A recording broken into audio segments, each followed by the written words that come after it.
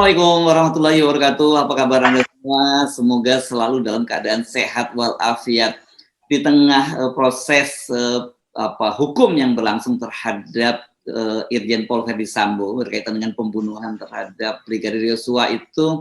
Publik menyoroti ini kaitannya dengan peristiwa di KM 50 karena peristiwa ini sesungguhnya kalau dari sisi kejahatan maupun dari perspektif HAM-nya jauh lebih serius karena ada 6 orang yang tewas dalam peristiwa itu.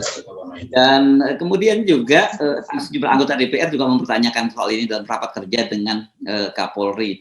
Antara lain yang saya amati beberapa kali menanyakan baik pada Pak Mahfud MD, Kompolnas dan juga Kapolri adalah Wakil Ketua Komisi 3 Desmond J. Mahesa.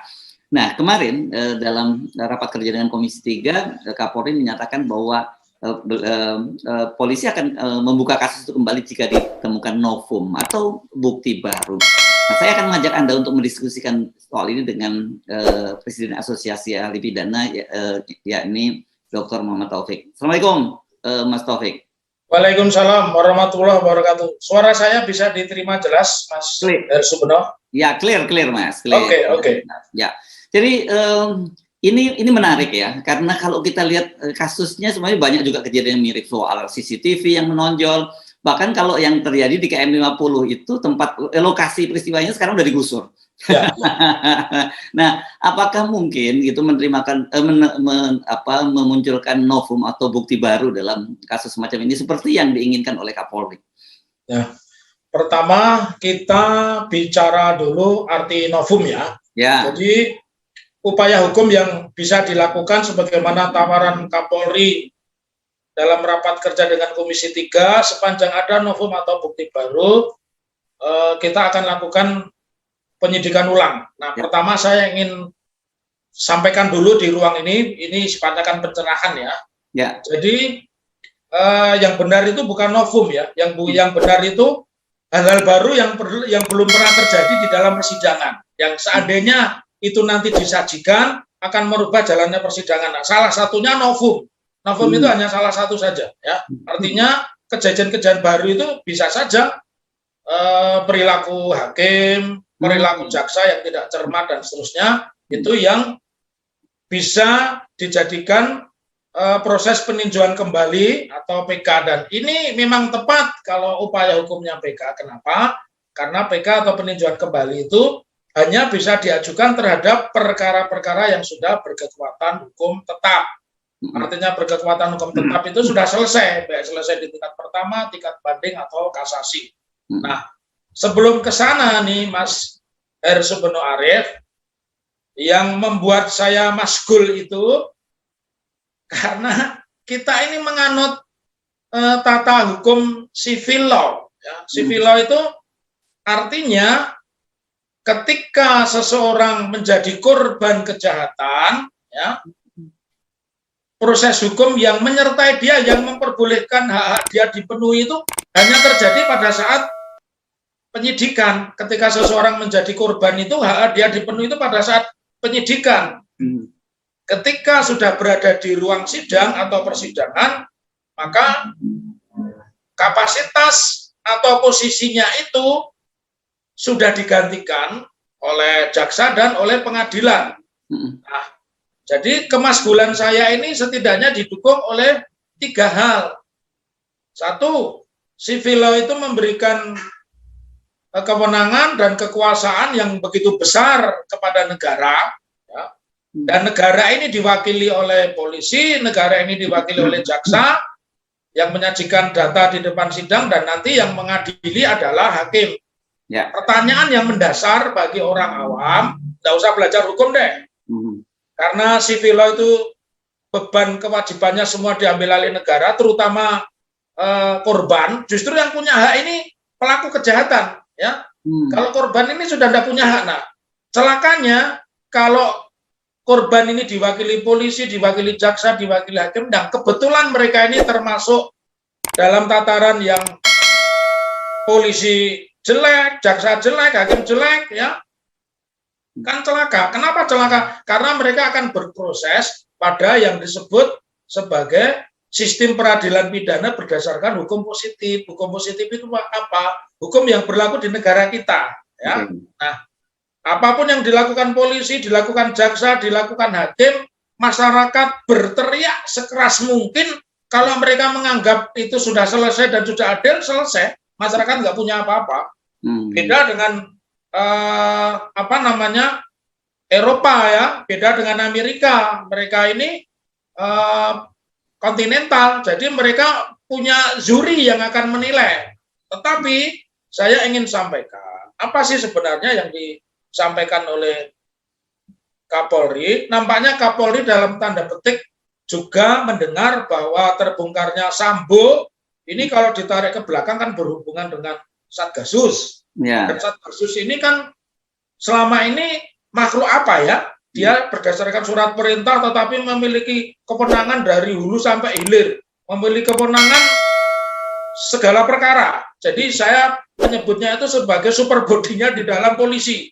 Bahkan meskipun pangkatnya bintang 2, Kapolda lebih senior pun ketika ditelepon atau disidik Satgasus, dia akan takut gitu. Nah, sekarang di dalam RDP rapat dengar pendapat hari Rabu kemarin dengan Komisi 3, Pak Kapolri Jenderal Polisi Listio Sigit Prabowo memberi angin segar. Kalau ada bukti baru, saya akan sidik kembali. Nah, saya ingin sampaikan, kapan melakukan penyampaian bukti baru itu sekitar 180 hari atau 6 bulan, baik perkara perdata maupun pidana. Kalau ini kan namanya pidana. Ini KUHAP-nya ya ini ya? Hah? Aturan KUHAP-nya, kita undang-undang. Ya, aturan KUHAP-nya. Tetapi itu pun kan juga jelas ya, yang persoalan yang mendasar ini, Mas, siapa yang punya legal standing, siapa yang punya kedudukan hukum untuk mengajukan peninjauan kembali. Tadi saya bilang, ketika seseorang menjadi korban kejahatan, pelaku kejahatannya ditangkap, maka urusannya sudah selesai. Diwakili polisi, yang meriksa, yang menuntut diwakili jaksa, yang ngadili hakim. Nah, kalau polisi, jaksa, hakim di dalam SPP-nya, mohon maaf, tanda petik brengsek, dan faktanya ya, Mas Heru Subono Arif, kita kan lihat kebrengsekan itu banyak.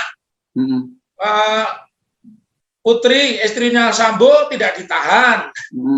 Sementara kasus ITE, ibu-ibu 4 orang masuk penjara masih netei. Itu kan sebuah tragedi kemanusiaan. Kembali kepada tadi, bahwa sesuai pasal 1 angka 12, upaya hukum kaitannya dengan peninjauan kembali itu dimiliki atau diberikan hanya kepada terdakwa dan jaksa penuntut umum. Sedangkan korban tidak memiliki upaya hukum. Ya, dan itu lebih ditegaskan lagi dengan Peraturan Mahkamah Agung nomor 1 tahun 69 juga yang sudah diperbarui Peraturan Mahkamah Agung nomor 1 tahun 80.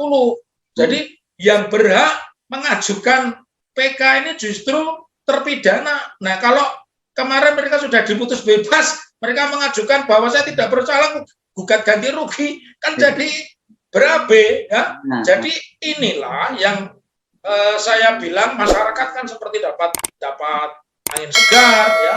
Tapi masyarakat harus tahu SPP Sistem Peradilan Pidana kita, hukum acara kita itu yang memiliki hak untuk mengajukan upaya hukum luar biasa itu hanya terpidana dan jaksa. Lalu kita lihat bagaimana hak korban untuk mendapatkan keadilan itu sudah diwakili oleh jaksa penuntut umum ya. Karena kalau kita lihat, makanya ini dulu pernah didengung-dengungkan, mungkin Mas Heru Subono Arif sebagai wartawan, KUHAP itu karya agung bangsa Indonesia. Ya sepanjang yang dibikin penguasa tetap karya agung, tapi untuk penguasa. Karena hak mendapatkan keadilan itu hanya pada proses tingkat penyidikan. Saya bisa protes. Misalkan si A itu ditembak, tapi polisi tidak menindak, saya bisa protes. Tetapi ketika polisi sudah menangani, jaksa menganggap perkara sempurna, kemudian karena sempurna jaksa melimpahkan ke pengadilan, game over. Tinggal kita dikir aja hakimnya melek apa enggak, pinter apa enggak ya. Karena itu harus ada terobosan hukum. Terobosan hukumnya apa? Ini kan sedang digoyang. Keadilan kita sedang digoyang, hukum positif kita sedang dipertaruhkan, kredibilitas negara lewat polisi kita sedang dipertanyakan. Mestinya semua institusi hukum, apakah polisi, jaksa dan hakim berbenah. Kita minta kepada jaksa, karena sesuai kewenangan di KUHAP, terpidana dan korban itu diwakili oleh oleh jaksa dan penasihat hukumnya. Nah, karena korban ini di proses persidangan sudah tidak memiliki wakil, maka kita minta jaksa bagaimana? Ya, tim penasihat hukum menyajikan fakta-fakta baru, ya, fakta kejadian barunya ini proses persidangan Sambo ini untuk membuka kembali penyidikan yang berhubungan dengan KM 50. Nah, tapi ini memang sistemik ya. Kenapa saya bilang sistemik? Kan ini juga berurusan akhirnya dengan Kejaksaan Agung, berurusan dengan Mabes Polri, dan juga berurusan dengan lembaga-lembaga di sekitar polisi seperti Kompolnas maupun Komisi Nasional Hak Asasi Manusia. Ya, bayangkan yang saya takutkan itu, Mas Heru Subono Arif, persidangan Sambo besok juga mirip-mirip KM 50. Oke. Ya, karena itu pendekatan civil law itu semua sudah diserahkan pada negara, dan sekarang tanda-tandanya sudah dimulai, misalkan Putri sakit tidak ditahan. Tetapi anehnya ya Mas ya, yang saya ikuti berita saja, Putri sakit, Sambo kok mengajukan pengunduran diri biar diberlakukan pemberhentian dengan hormat. Nah, padahal salah satu pemberhentian dengan hormat itu ada 14 poin. 2 poin penting itu harus ada persetujuan dari Kepala Satker. Kepala Satkernya Sambo itu berarti Pak Kapolri, karena yang memberikan perintah sebagai Kasat Gasus itu Pak Kapolri, Kadipropam juga anak buahnya Kapolri. Apa mungkin Pak Kapolri mengizinkan? Yang kedua, dari istri. Nah, kalau istrinya sedang terganggu pikirannya, masa bisa memberikan izin, kan jadi dipertanyakan. Jadi ini skenario yang karena dibuat-buat ya, akhirnya kalau ibaratnya orang main tenis itu Mas, lawannya cuma lawan tembok Mas, dijedak-jeduk itu ya lawannya tembok.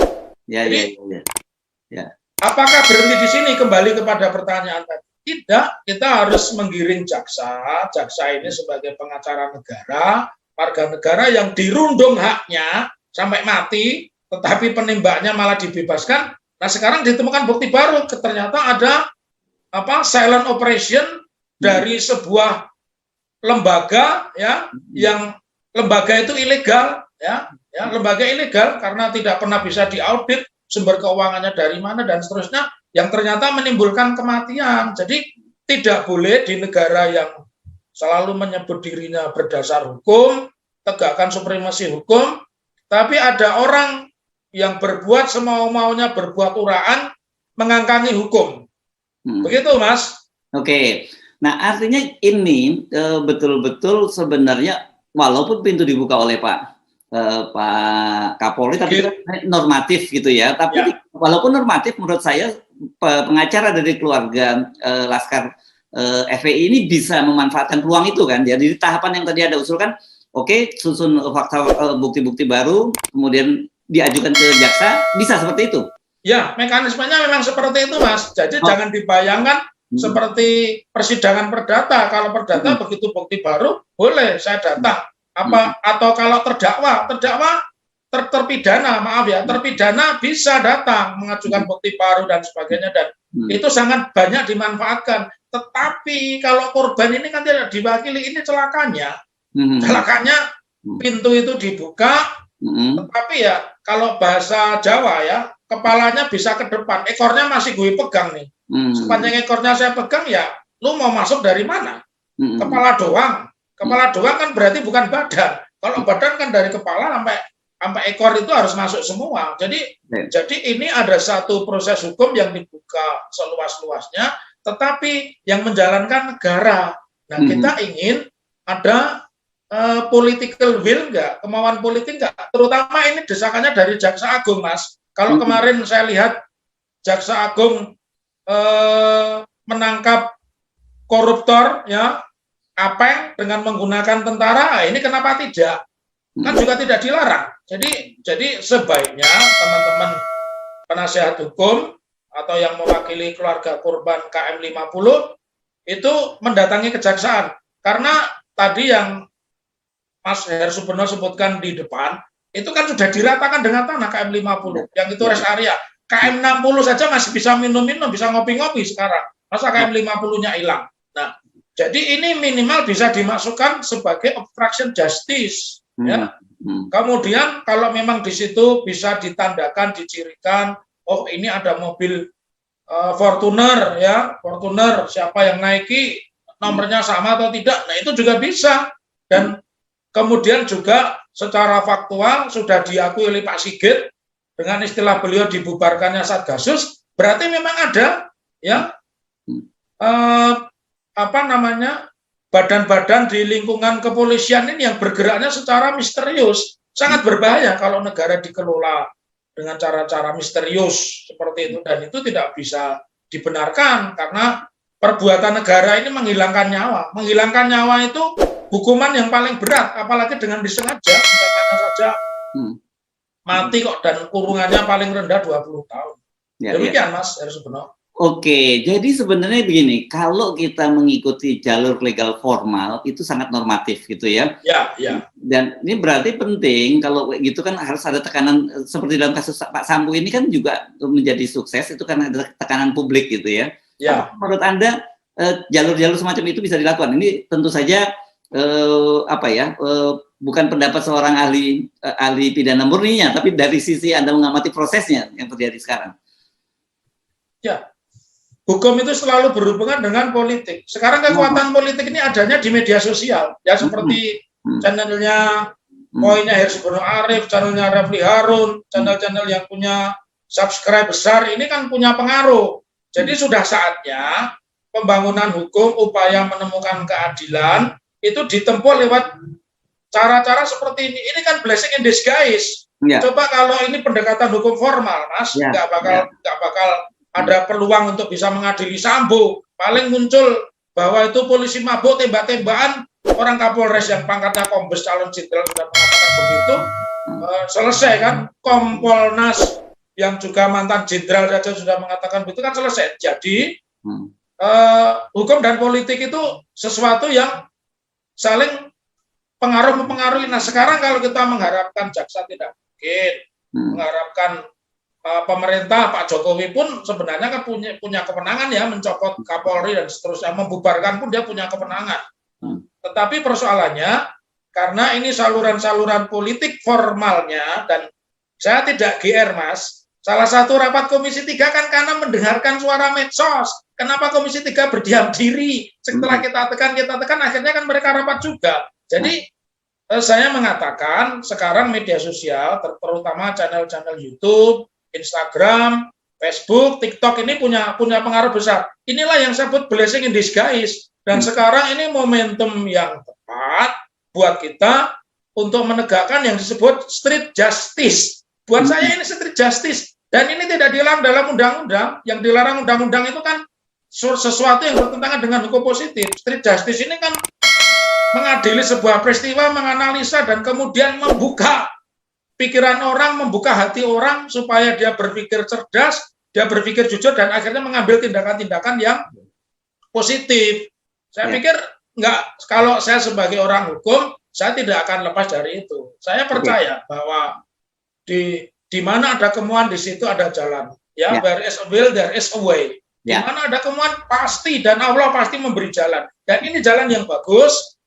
Mekanismenya apa, Mas? Masih dibolehkan ya. Tim penasihat hukum mendatangi Kejaksaan Agung, kemudian ahli warisnya itu berarti korban ya, ahli waris korban, orang tuanya atau siapa, saudaranya juga ke sana meminta pernyataan Kapolri di Komisi 3. Ini kan pernyataan pejabat. Ya. Ini direspon dalam bentuk, you itu mewakili keluarga saya. Saya ini sudah teraniaya, anak saya mati, yang nembak tidak dihukum. Nah ini Kapolri memberi peluang, jangan-jangan ini berhubungan dengan Satgasus, you cari. Begitu Mas mekanismenya. Dan itu diperbolehkan, ini yang disebut street justice. Cara pencariannya lewat jalanan, mekanismenya tetap mekanisme lewat peradilan.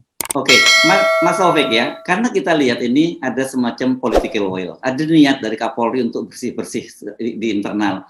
Dan kita tahu peristiwa itu terjadi kan bukan di bawah kepemimpinan beliau ya, di bawah Kapolri sebelumnya gitu ya. Nah, mungkinkah ini kalau katakanlah kita mendorong Kapolri, kalau tadi kan itu lebih dalam posisi Kapolri pasif ya, Pak Polri, oke, kalau ada novum, ada bukti baru, tolong bawa ke kami gitu. Tapi karena ini berkaitan dengan ada operasi-operasi gelap yang seperti Anda sebut tadi, operasi hitam di internal, kemudian polisi itu Kapolri membentuk tim fact finding gitu. Ya. Kan nggak tidak itu? Nah, kalau saya modelnya mungkin meniru ini Kamarudin, Mas. Jadi PH-nya yang aktif mendesak kepada kepolisian, menyajikan data-data dan membuat tekanan dalam tanda petik supaya hukum itu tetap lebih tinggi dari kekuasaan, bukan kekuasaan di atas hukum, tapi hukum di atas kekuasaan. Nah, mekanisme itu bisa ditempuh. Polisi membuat tim independen, tetapi karena ini waktunya begitu lama, saya juga berharap kalau mereka mampu membentuk tim sus, setidaknya DPR berperan, Mas, lewat jalur politik, membentuk TGPF, tim gabungan pencari fakta, salah satunya keluarga korban dan penasihat hukum korban. Juga ada di situ polisi, Komnas HAM, dan tokoh-tokoh masyarakat. Ini kan sangat bagus, ya. Kalau ini bisa dilakukan, ini bagus. Dan dulu SBY dalam persoalan tertentu pernah membentuk tim ini, gitu loh, ya. Pernah membentuk tim ini kaitannya dengan novel Baswedan pada saat itu. Kalau ini dilakukan kembali, tentu ini menjadi sebuah peristiwa menarik itu, Mas, ya. Oke, tapi ada tadi menyinggung soal peran dari pengacara Yosua Kamarudin Simanjuntak yang ini kan saya juga menyebutnya dia sebagai game changer ya dalam peristiwa Yosua ini, karena dia kemudian melaporkan itu ke Bareskrim. Bisakah, ini pertanyaan dari sisi hukum pidananya ya, bisakah pengacara dari Laskar FPI ini kemudian membuat semacam pengaduan kembali ke Bareskrim, sehingga dengan begitu polisi juga membuka kembali kasus ini? Nah, kalau pendekatannya ini pendekatan keadilan, saya menjawabnya ya, karena dengan bukti-bukti baru. Dan nanti payung hukumnya bilang saja, ini RDP-nya Pak Kapolri beserta stafnya dengan Komisi 3. Jadi masih memungkinkan, ya. Kalau kita memang upayanya ini dalam rangka menemukan keadilan, menegakkan hukum yang benar, masih diperbolehkan, ya. Masih diperbolehkan lewat mekanisme menyampaikan fakta-fakta baru, karena yang namanya upaya hukum peninjauan kembali ini kan bukan hanya novum, memunculkan kejadian baru. Tetapi, Mas, ini tidak akan pernah menjadi bola salju kalau tekanannya tidak kuat. Nah, sementara saat ini Indonesia itu begitu kompak mengkritisi polisi dengan peristiwa Brigadir Nofriansah Joshua Huta Barat, itu persoalannya. Jadi ini harus diangkat menjadi sebuah persoalan nasional, persoalan kemanusiaan, bukan persoalannya umat Islam, bukan persoalan FPI, tapi sama posisinya. Ini persoalan kemanusiaan, sebagaimana masyarakat mengkritisi, masyarakat menghujat, dan masyarakat menuntut polisi untuk pelaku-pelaku kejahatan kepada Nofriansah Joshua Huta Barat diadili dengan pengadilan yang benar. Saya pikir menempatkannya di situ, isunya jangan isu Islamnya, tapi isu kemanusiaannya. Sepakat. Saya pikir itu yang paling tepat. Ya, sepakat. Jadi, nah gini kan, saya membayangkan gini, kan ada, ini kan sambil kita ngobrol tentang hukum ya, kan selalu ada disebut namanya nebis in idem gitu ya, sebuah kasus, sebuah yang sudah diadili tidak boleh diadili kembali lah, kira-kira gitu bahasanya ya. Nah, apakah novum itu menyampingkan nebis in idem? Itu pertama. Yang kedua, pertanyaan saya ya, kalau kemudian ada juga yang kita sebut dalam hukum eksaminasi, itu semacam kan ya, pengkaji terhadap keputusan dari hakim kan gitu ya. Apakah ini pola yang mana? Apakah dua-duanya bisa dilakukan atau yang mana yang bisa lebih peluangnya bisa ditempuh? Ya, dari awal kita diskusi bahwa tema kita ini kan mencari bukti-bukti baru ya, bukan hanya novum, tapi kejadian-kejadian baru yang belum pernah disampaikan di depan persidangan. Jadi novum itu kan seperti itu. Nah, salah satu kejadian baru adalah novum. Nah, tetapi novum itu tidak harus bukti baru. Ketidakadilan, ketidakcermatan hakim itu juga boleh, Mas. Ya.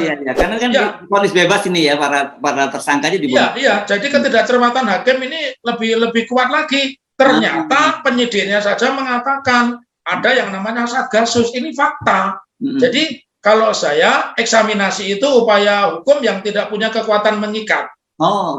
Tidak punya kekuatan mengikat karena mengeksaminasi itu lebih pada publik opini ya. Ya, satu publik opini, yang kedua ini administrasi. Kalau jaksa sampai nuntut gagal, dia akan dieksaminasi oleh atasannya, dan ini ada ada reward and punishment. Nah, jadi dalam peristiwa ini kita mengesampingkan nebis idem karena memang yang namanya peninjauan kembali ini upaya hukum yang luar biasa dan justru harus terhadap perkara yang sudah berkekuatan hukum tetap. Kalau masih proses banding, kasasi nggak boleh dilakukan peninjauan kembali dan ini momentumnya strategis. Saya optimis ya, mereka nanti berkolaborasi bersama-sama dan saya pikir Kamarudin juga bisa digandeng ya, karena kita memang butuh orang yang sekarang ini kita butuh orang waras tapi berperilaku gendeng Mas ya, orang waras berperilaku gendeng. Jangan orang gendeng berperilaku waras. Yang terjadi ini polisi ini orang gendeng berperilaku waras. Kan gendeng mana ada polisi nembak anak buahnya yang sudah ikut bantu setrika, ikut bantu nyupiri ditembak begitu kan mana ada. Jadi kita butuh orang waras yang berperilaku gendeng hari ini. Ya. Dan kita dorong ya, karena ini kan apa yang terjadi pada kasus Yosua ini menarik sekali. Saya juga berkali-kali menyinggung ini imparsial. Orang tidak lagi melihat latar belakang etnis dan sebagainya, makanya semua keadilan. Saya kira kita mesti juga dorong dalam kasus KM50 itu juga jangan lihat persoalan FPI-nya, jangan lihat umat Islamnya, tapi ini persoalan hak asasi manusia yang dilanggar, hak warga negara yang dilanggar secara mana gitu ya. Dan saya juga menginginkan presiden itu satu-satunya atasan langsung Kapolri, dia bisa minta Pak Sigit, nggak perlu minta 4 kali. Kalau Pak Harto dulu Kapolri sudah gedek itu ganti besoknya. Bener nggak? Kapolri di depan presiden gini, oh berarti kamu nggak mau, besok tak ganti. Pak Jokowi juga berperan dong. Ya, Pak Jokowi tidak perlu minta speakernya lewat Pak Mahfud. Ini kan menjadi meluas karena Pak Mahfud, ya, karena Pak Mahfud MD yang menjadi speaker, menjadi corong. Tapi Pak Jokowi punya, karena sangat menurut saya tanpa mengurangi rasa hormat kepada Pak Sigit ini kan terlalu lama ya, jadi ada psikohierarki itu ya, karena ada ini dulu kakak tingkat saya, ini dulu anak asuh saya, ini dulu anak buah saya dan sebagainya. Itu kan faktanya terjadi dan sekarang pun saya lihat proses Sambo ini juga belum adil seadil-adilnya karena ternyata yang jadi tersangka pidananya dilokalisir di ruangannya Sambo, di rumahnya Sambo, bukan yang nyopotin CCTV, bukan yang pindahin jenazah. Nah, kembali kepada dialog kita hari ini, saya menginginkan Pak Jokowi itu biar orang begitu hormat pada beliau ya, tempatkanlah polisi-polisi yang punya keberanian, punya integritas. Di sini kan ada Komisaris Jenderal Ahmad Doviri ya, yang sekarang menjadi Kabak Intelkan dan hari ini memimpin sidang, dan saya meyakini permohonan pemberhentian dengan hormat oleh Sambo ini pasti ditolak ini ya, karena yang harus nanda tangan itu Pak Sigit. Kalau Pak Sigit memberikan persetujuan untuk pengunduran diri ya sudah tamat, nggak perlu ada sidang Sambo menjadi orang hebat, Sambo naik tingkat menjadi Samson gitu. Oke, tapi gini, meskipun ya apa yang disampaikan oleh Pak Kapolri di depan Komisi 3 itu normatif, tapi ini sebenarnya menunjukkan ya ada keterbukaan gitu ya, ada upaya membuka diri gitu tepatnya gitu ya dari Kapolri untuk meninjau kembali kasus KM50 itu ya gitu, dan itu harusnya keluarga maupun pengacara dari keluarga itu proaktif peluang ya. Proaktif. Ya. Nah, juga begini Mas, kalau saya juga garis bawahi, saya kan pernah akrab dengan beliau waktu di Solo. Beliau kan pernah jadi Kapolresta Surakarta. Beliau itu juga membuka angin segar. Silakan videokan polisi-polisi nakal. Sampai akhirnya diterbitkanlah Perkap nomor 8 tahun 2021 dan SE Kapolri 2/2001 tentang restoratif justice. Dulu kan di zamannya Pak Tito, zamannya Pak Idam Aziz, orang kritik polisi tangkepi semua, bukan peristiwanya benar atau tidak, tapi yang nyebarin video yang ditangkap. Ini kan Pak Sigit meniadakan itu, tetapi kayaknya muncul kembali ini, beberapa orang ditangkepi karena mengupload ulang editan pidato Ferdi Sambo. Nggak perlu lah, ini berikan kepada masyarakat kesempatan untuk seluas-luasnya memperbaiki polisi, karena sudah ada Perkap Kapolri 8/2021 dan SE Kapolri 2021. Kalau ada persoalan-persoalan yang berurusan dengan informasi dan transaksi elektronik yang berkaitan dengan pencemaran nama baik, itu dimediasi, dipertemukan, itu pesan Pak Sigit loh. Ya. Jangan mengaburkan, jadi jangan mengaburkan substansi, kemudian mencari pendekatannya hukum material. Orang salah tangkap, nggak begitu. Kita harus pendekatannya substansial. Jadi saya sepakat di balik Pak Sigit yang mungkin dianggap lama, tapi Pak Sigit memberi ruang orang untuk mengkritik polisi, dan dia bilang ini sebagai pil pahit yang harus diminum biar sehat. Jadi saya menggarisbawahi ya, supaya tim penasihat hukum KM 50 pendekatannya jangan pendekatan agama, tapi pendekatan keadilan, pendekatan hak asasi manusia. Kalau ini apa itu yang namanya Joshua juga blow up sedemikian, saya yakin juga akan di blow up. Begitu. Oke. Baik, terima kasih Dr. Muhammad Taufik, Presiden Asosiasi Ahli Pidana Indonesia. Ya, itu posisi anunya ya di organisasi Mas Taufik ya. Ya. Oke, terima kasih. Assalamualaikum warahmatullahi wabarakatuh. Waalaikumsalam warahmatullahi wabarakatuh.